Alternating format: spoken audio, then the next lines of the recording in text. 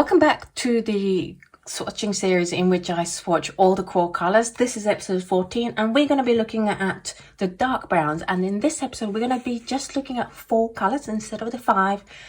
This is just to make sure that the subsequent episodes make more sense in color grouping. So it's going to be a nice quick one for you guys.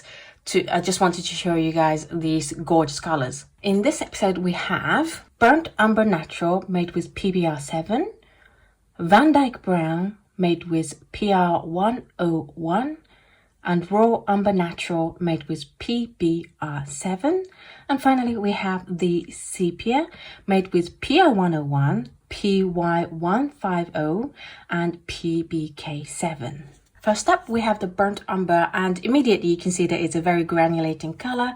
You see the most amount of granulation in stage 1, 2 and 3. The granulation kind of fades away after that. I also see just 4 stages rather than the 5 intended stages. It doesn't suffer from cauliflowering, which is really good. The granulation itself is a dark or dark brown, whereas the main color is like a soft muted chestnut. There's some warmth to the brown. It's not a cool brown by any means, but it is a little bit more muted than, say, the red browns that we've been looking at so far. You see a lot of texture happening in the mass tone, and that goes all the way through in all the colors tests that I've done. It is classified as semi-opaque, and I would agree with that. I would definitely see some deposit on the black band. It's classified as semi-staining. I would agree with that. And it's not great at the glazing because it is only a semi-staining. It lifts quite easily, and you can really see that with the outline lifting compared to the middle bit. It is, however, very high in tinting strength, which was a surprise to me because it didn't look that strong down here. And you get the granulation showing all the way through the 3 colors that I've tested. I love this color. This is a beautiful color. It is made with PBR7, which is the brown iron oxide. And in terms of dispersion, you don't really see a huge chunk of mass tone. It just kind of all spreads out.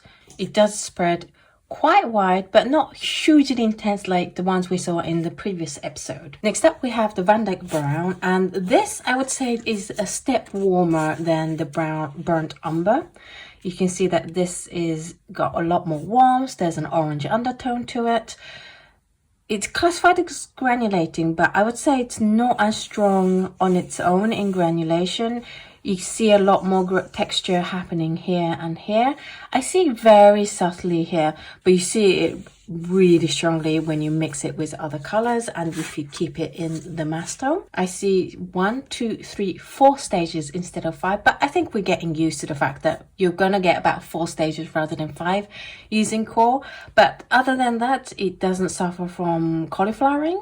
I use a lot of water in these, way more water than you should, and you still don't get any cauliflowering, so you're not going to have too much stresses about that with this color.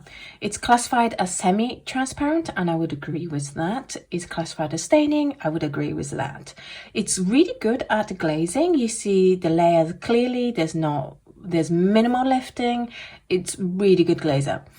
It is, again, a very high tinting strength. Honestly, like all the neutral colors are very high in tinting strengths. It creates nice, strong mixes with these really strong colors. And then you get the texture coming through a lot more once you mix it with other colors. It is made with PR101, which is the synthetic iron oxide red. And in terms of dispersion, you get this awesome texture. See that texture? Huge amount of texture. I think if you want to see the granulation and texture happening, then use plenty of water with your mass tone and you will get a lot more than what you could see here. But the mass tone stops here. You get a huge amount of ridging and texture happening around here, and then just a very light halo. Next up, we have the Raw Umber, and this is much more muted affair. This has a slight green undertone to it compared to the other colors, and you get 1, 2, 3 and 4 if you squint stages rather than 5. But again, good at the water control. There's no color flaring happening. It's classified as granulating, and you very slightly see it in stage 2 and a lot of texture in stage 1, but you don't really see it down here. It's classified as semi-opaque. I would agree with that. It's classified as semi-staining, and I would agree with that. It's semi-staining that is closer to non-staining. Yeah, I couldn't get it back to white, but it did come up really easily, which means that it's not going to be good as a glazer. The granulation you can really see when you mix it with the Aurelian, and then you get nice muted colors. Again, very high in tinting strengths. These are all really high tinting strengths. It is made with PBR7, which is the brown iron oxide again, and then you get a huge amount of dispersion with this color. You get a little bit of mass tone left over here, but really it's just the ridges. Everything else dispersed. It will go much further than this box if you allow your paint to move on your paper. And then finally for this video we have the Sepia, which is a yellowy green undertone, really strong in the yellow green undertone. Like this is like got a little bit green undertone. This has very strong yellow and green undertone happening, and it is a granulating color, and you can see a lot of texture happening here in stage 2, and I see stage 1, 2, 3 and 4 against only 4 stages, but really good again at the water control. It is classified as transparent, and I would agree with that. It is classified as staining. I would agree with that. Because it's staining and transparent, it's pretty good in the glazes. You can see the layers where they meet, and there's not lifting. The texture comes through again a lot with if you add a little bit water to it. So when you do the color mixes, it's not mass tone, it's a little bit watered down, and you really see that happening here. Again, very high tinting strength, strong colors happening. This is a gorgeous color again. It is made with 3 pigments. It's PR101, which is the synthetic iron oxide red, the PY150, the nickel azure gold, and PBK7, which is the lamp black. So it's the PY150. It is what we're seeing in this really strong yellowy undertone. In terms of dispersion, you get a huge amount of feathering, and the color stops pretty much here. The mass tone keeps all its colors, and it has just a little bit of haloing happening. If you wanted to try these colors, then I have just a dot card for you this month. It is the QoR Neutral Color dot cards by me. It's the 3rd one in the QoR dot card series that I've been doing, and it's the final one, and it has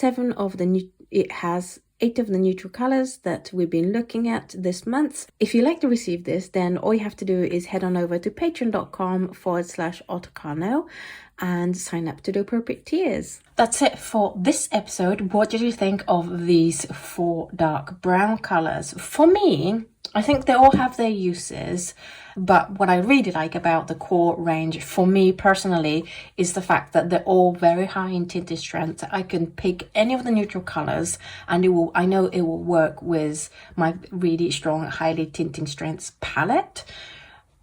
Whereas other brands, they have quite low tinting strength neutrals that I found difficult once I put on the palette, because it just doesn't put up a good fight with these quins and thalos. So in terms of neutrals, I can highly recommend the QoR range if you do also, like me, love the high tinting strengths, intense colors. Which one would I pick? I mean, it's really handy to always have a burnt umber or a raw umber. I quite like a yellow ochre burnt umber and a raw umber kind of color.